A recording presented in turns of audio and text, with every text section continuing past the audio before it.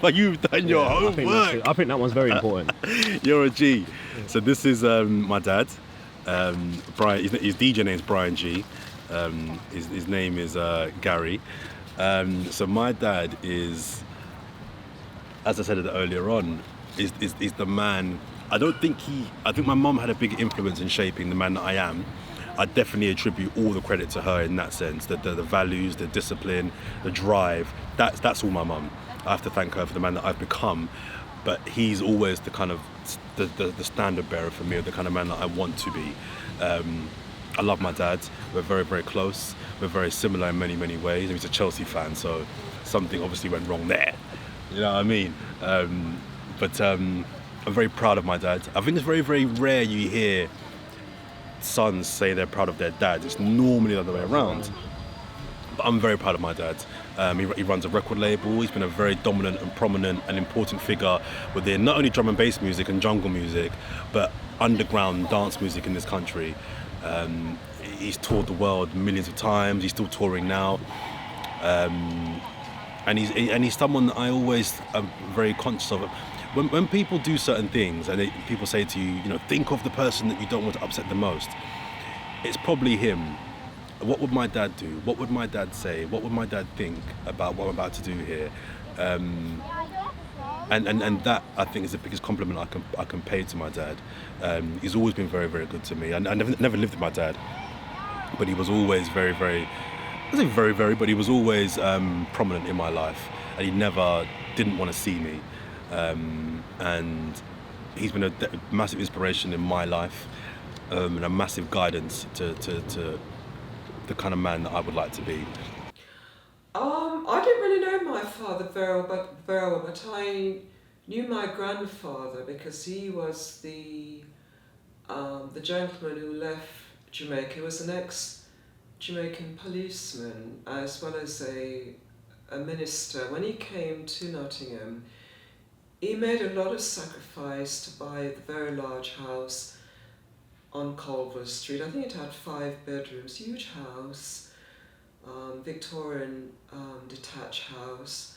And in that house he brought over all his children to live there, and grandchildren, so that we all didn't experience that feeling of rejection as many other Caribbean people did when they came, doors slamming in their faces. So and he was very much centre of the community. He would help, Caribbean people who have arrived here, to fill out the application to get a mortgage, to go, fill out, to go to the bank, etc. To fill out the immigration papers if they're having children coming over, if it's before, the after 62, 71s where there were restrictions coming up. So it's those sort of things I remember about my grandfather, in the sense that he was very much centre of the community, centre of the house, and he was the man that everyone respected in that way. I was probably, I was quite different in a way because I went into a career, I went to an art school, which perhaps you never thought I would do, but most people thought you're going to do academic work. But I wanted to go to art school, so I broke all the rules in that way. But I felt I was successful in my own rights. But I do think having a grandfather who people respected and who made a lot of sacrifices for you is important. As well as my great-grandfather, who was quite, he was an incredible, jovial man, elderly, maroon man, who again taught me how to be fearful. What else we got here? Let's have a look.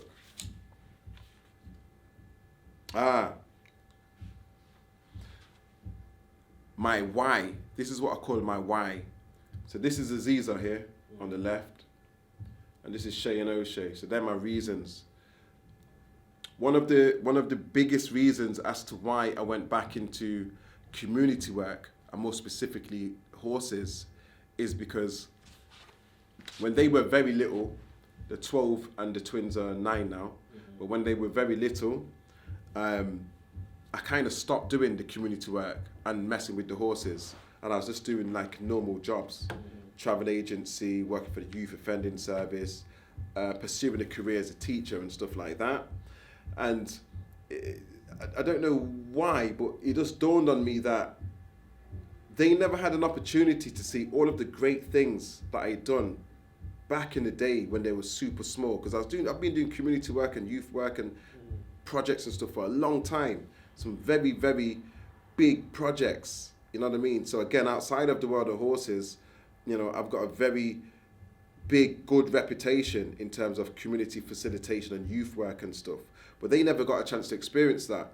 So it kind of annoyed me that I've done so much for everyone else's kids in Leicester, but my own kids never had that opportunity.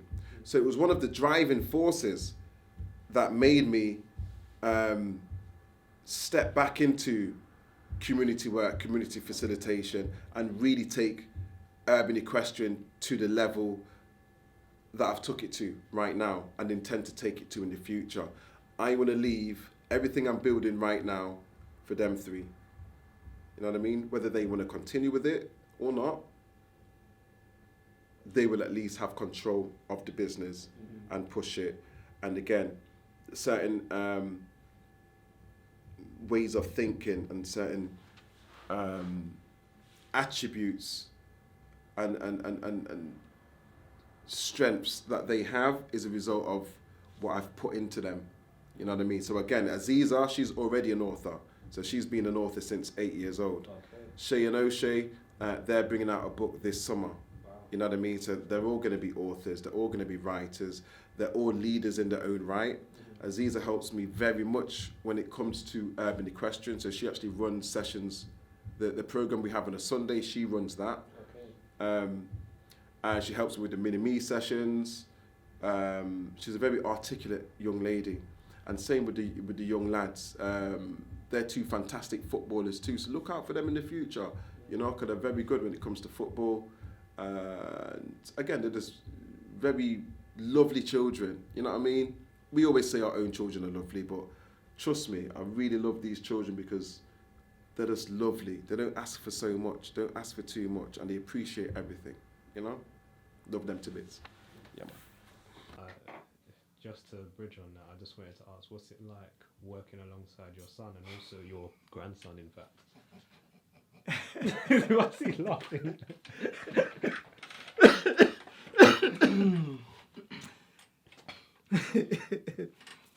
Yeah, I suppose he's laughing because we have evolved, you know.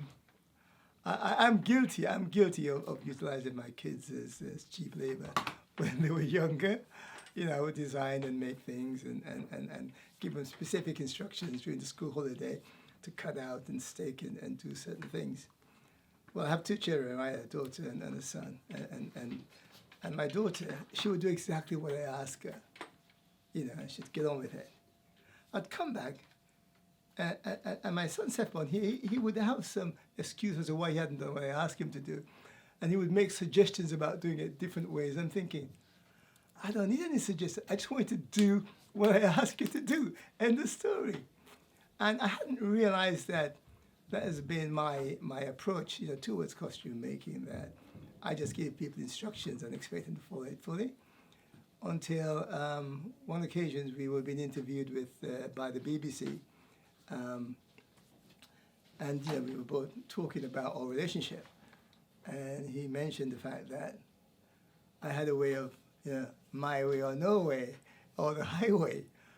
And I have to say, up to that point, I hadn't realized, you know, that I was so specific about the way I did things.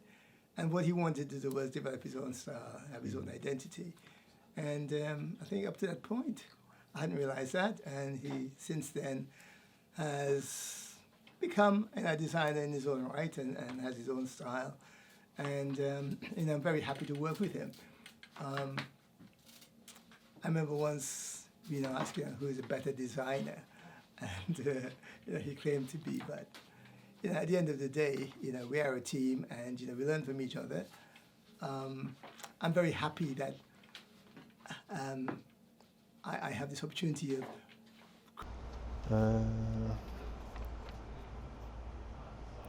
La Familia. Kids, yeah. This is in Antigua. This picture is, yeah. This picture is in Antigua. The last time I went, actually, we literally, my partner was like, should we do something different today instead of being at a hotel? And I was with, also with Jessie Romeo, Marlon's sister, who's Jazzy B's son and daughter. And she was like, why don't we all go snorkeling? So she literally drove us to, is it Devil's Bridge? And took us somewhere around the back of there. And we literally spent the whole day snorkeling. And this was towards the end of the day. But yeah, my kids, yeah, they're the best thing ever. I always say to people, when people when I was going through all the stuff abroad and my agent was like, oh, just go and play abroad for 6 months and I'm sure you can manage 6 months without seeing Cairo. I'm like, you don't understand. I said, when you have a kid, tell me the same thing. Make sure you keep the same energy. My agent had a son about a year ago. It was a year ago. And he was like, I know what you mean. He goes away for 2 days, on scouting, and he's like, oh, I'm struggling. I'm like, imagine seeing your son 6 days a month. You can't understand it. But when I was saying to you back then, don't try and tell me what to do when it comes to my children. Now you can understand it, because it's one of them things where you might say you love your children, and I might say I love my children when they're in the stomach. But I think in actual fact you don't. You don't. You love the idea of them, but you can't love. I don't feel like you can love something you can't see. You can believe in it, but you can't love it. When that child comes out, it's like a light switch, and you're like, oh my God, I did that. That's me. You don't think about the mum. You don't think that's part of the mum. You think that's mine. That's when natural animal instinct comes out, because in your head you're like, if anything ever happens, it's game over for anyone. I don't care who you are. It's the biggest motivation you can ever have, because your mentality switches from what can I do for me to I have to do for them. Do you know what I mean? So that's why I'm glad I had my son early, even though it almost caused me so much stress and drama, but it caused me a lot of stress and drama that seemed like a lot at the time. But if you was to ask me if I dislike the person I am today, 100% I'd say no. So that's part of making me who I am today. Do you know what I mean? I might have disliked the situations I was in, but I've never disliked the person that I am, because I know who I am as a person and what I stand for and what I want to be. So I think a lot of that comes down to them. If I'm thinking about Father's Day, I'm thinking about my actual father and also my grandfather.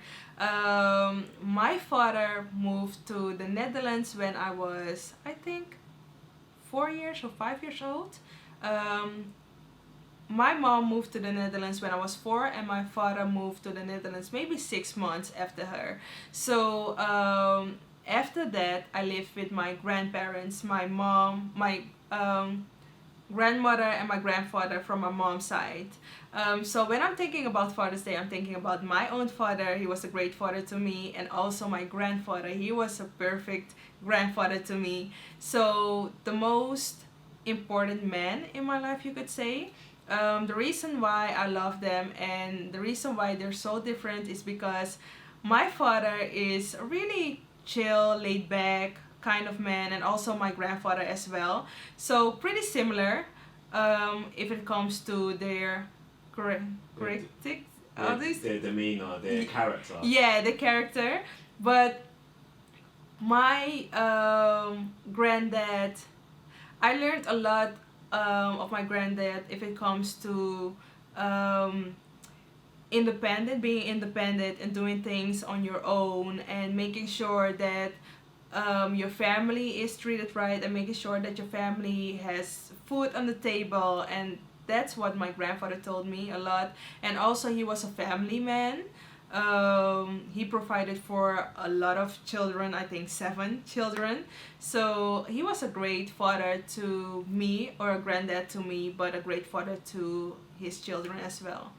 So that's the reason why I love them both.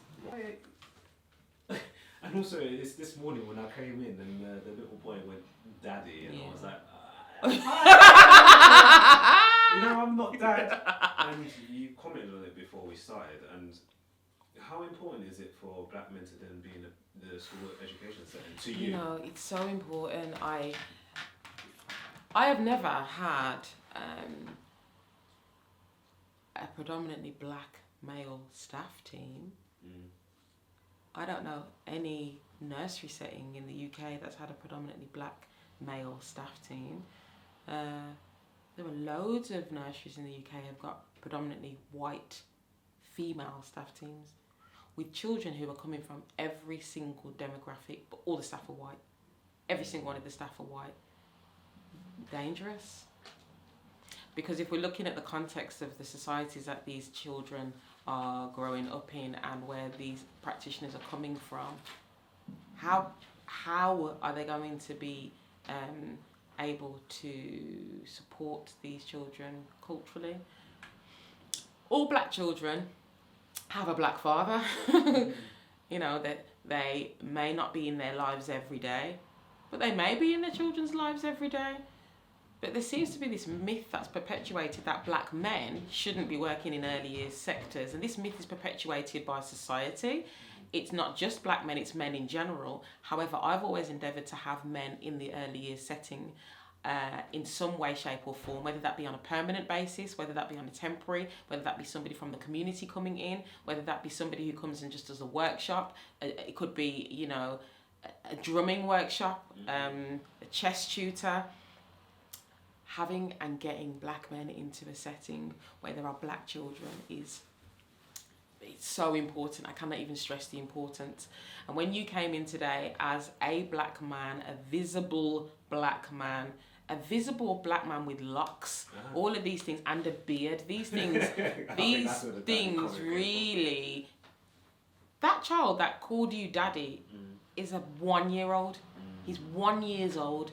These are the first formations of words and language and communication. And he pointed to you without prompt and said, "Daddy, daddy." And that isn't the first time that that's happened. Not just with that child. That happened and has happened over the 16 years that I've been managing. I've been here. It always happens. You know, if a black man comes in, more often than not, a child's going to say, "Oh, daddy." There's always going to be that. Now, that shows that there's a gap. There's something that's lacking. And it isn't always the fault of the black father in his absence. That absence isn't always something that can be controlled by him. Absence happens for a number of reasons, but we need to stop selling this narrative that black men choose not to be in their children's lives.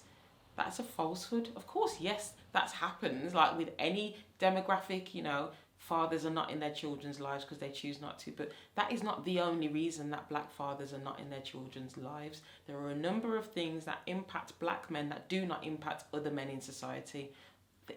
That's just a fact, and it can sometimes lead to the absence of that man in their child's life, and it will mean that a void is there and it needs to be filled, and the child seeks it out and wants it and calls out for it, as you saw, in the most, you know, unprompted sense.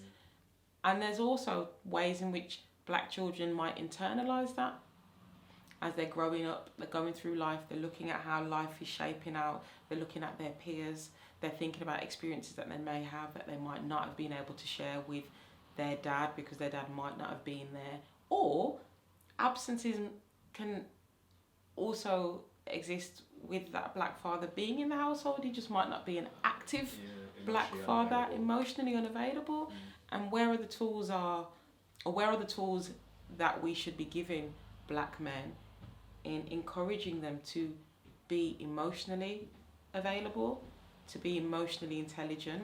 And this is not all black men. I do have to make that really, really like obvious in what I'm saying, because it's not something that is applicable to all black men, but it is something that I think all black men have an awareness of. Certainly in my experience being here, you know, black men have always wanted to be a part of their children's lives and have fought to be a part of their children's life if their relationship with the mother's broken down, or if they have not been in an economic situation to kind of get to their child because they might live in another city. You know, education around relationships is something that has to be built for men and women. Education around how relationships are formed and how relationships can be, you know, prolonged is something and is a tool that needs to be given to black women, black men.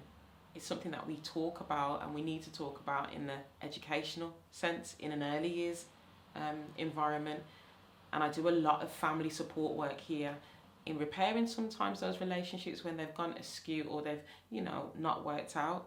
Because at the centre of this relationship, sometimes a child's being born. And it doesn't actually matter how you feel about one another as parents, but it does matter how you feel about the child. And the feelings that you have towards one another, whatever it is, there has to be a baseline level of respect in order for us to offer the best possible care, love, emotional availability for that child. Because if it's not there, it's lacking and it's evident, and it presents itself in lots of different ways along the child's life. But it is not the only reason for a child's success or failure because their dad wasn't there. There's plenty of things and stories and instances where this child has grown up with their mother and their mother alone, and the father hasn't been there because he may have passed away at an early age. You know, that dad might not have been there because he might be incarcerated at the time. You know, and even looking at that, forging relationships by making sure that your child goes to visit their father in prison, if that's where the father happens to be. I actively encourage that. That happens here and has always happened here because we know disproportionately black men are more likely to be put in jail than white men. So of course, in the time that I've been here, that's always been something that's been a feature. You'll see dad's got locked up. I encourage the mums to make sure that stigma around whatever they feel could be looked upon as, oh, this is, you know, it's really bad, I don't want to take my child to... But guess what? Your child needs to have a relationship with their dad. Because they're going to find out about his history eventually. Anyway. There you go. Yeah. And the severing of that relationship through, you know, the interjection of prison and being arrested and whatever, that has massive impacts on that child's development. So making sure that where possible, that relationship, that bond can be kept, maintained or built if necessary, because it's never too late. It's never too late.